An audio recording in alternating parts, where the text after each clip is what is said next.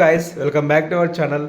తెలంగాణలో నవంబర్ 3 నుంచి అయితే ప్రైవేట్ కాలేజీలు బంద్ అని చెప్పేసి అయితే తెలంగాణ ప్రైవేట్ యాజమాన్యం చెప్తోంది. ఎందుకు అని చెప్పేసి అయితే మీకోసం ఇన్ఫర్మేషన్ తీసుకొచ్చాను. ఎవరైతే కొత్తగా మన ఛానల్ని చూస్తున్నారో సబ్స్క్రైబ్ చేసుకోండి. స్టూడెంట్స్కి అయితే వ్యాలిడ్ ఇన్ఫర్మేషన్ అయితే ఇస్తాను.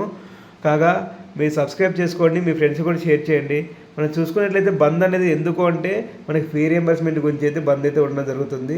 కాగా 1200 కోట్ల ఫీ రియంబర్స్మెంట్ అయితే మనకి దీపావళి లోపల పడతాయని చెప్పేసి అయితే తెలంగాణ గవర్నమెంట్ అయితే చెప్పింది. కాగా 300 కోట్లు మాత్రమే రిలీజ్ చేసింది. మిగతా 900 కోట్లు వచ్చేదాకైతే మేము కాలేజీలు అయితే క్లోజ్ చేస్తామని చెప్పేసి అయితే ప్రైవేట్ యాజమాన్యం ఉంటుంది. కాగా నవంబర్ 1వ తారీఖు దాకా చూస్తామని చెప్పేసి అయితే యాజమాన్యం చెప్తుంది.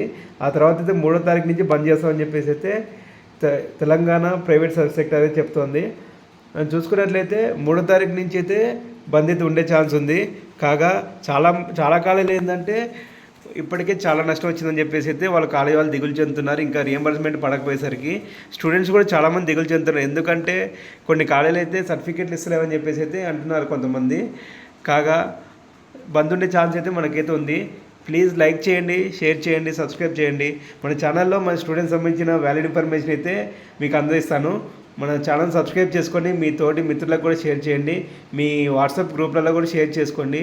Thank you for watching. Please like, share and subscribe. Thank you.